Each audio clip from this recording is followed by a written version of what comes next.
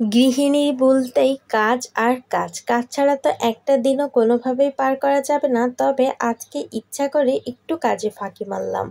কিভাবে ফাঁকি মারলাম সেই সব কিছু নিয়ে থাকবে আজকের ভিডিও। সো হ্যালো এভরিওয়ান, আসসালামু আলাইকুম। কেমন আছেন সবাই? এই তো দুপুরে রান্নাবাড়া থেকে আজকের ভিডিওটা শুরু করেছি। আজকে সকাল থেকে কোনো রান্নাবাড়াই করিনি, দুপুরে রান্না করতে চলে এসেছি। আগের দিনের তরকারি ছিল সেটাই খেয়ে নিয়েছি। এই তো আজকে সকাল থেকেই ফাঁকি দেওয়া শুরু করেছি। এখন একদম ফাঁকিবাজি রান্নাবাড়াও করব।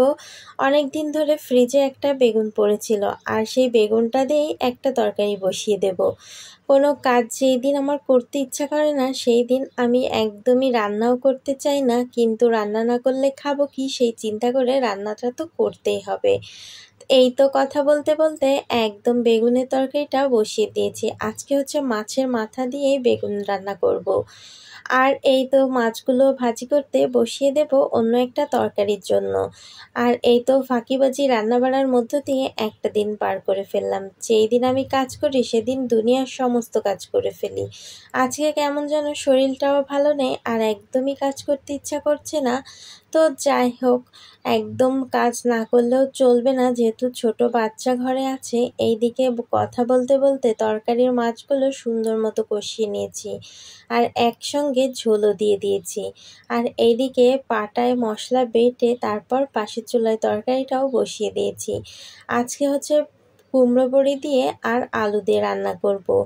এই যে কুমড়ো দিয়ে বড়ি, এটাকে কে কে কী নামে ডাকেন অবশ্যই জানাবেন। তারপর এই তো হলুদ লবণ দিয়ে মশলার সঙ্গে আলুটাকে ভালো মতো কষিয়ে নেব। আর এইদিকে পাশের চুলায় তরকারিতে বলক উঠে গেছে। এখন বেগুন আর আলু একদম কুচি কুচি করে কেটে রেখেছিলাম, একটু চচ্চড়ি মতো রান্না করব। এই তরকারিটাও মাশাল্লাহ খেতে অনেক ভালো হয়েছিল। এখন এই তো তরকারির কালারটাও মাশাল্লাহ খুব সুন্দর এসেছে।